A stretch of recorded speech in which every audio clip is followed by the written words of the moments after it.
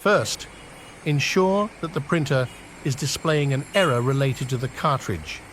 Many printers have screens or LED indicators that display cartridge-related issues.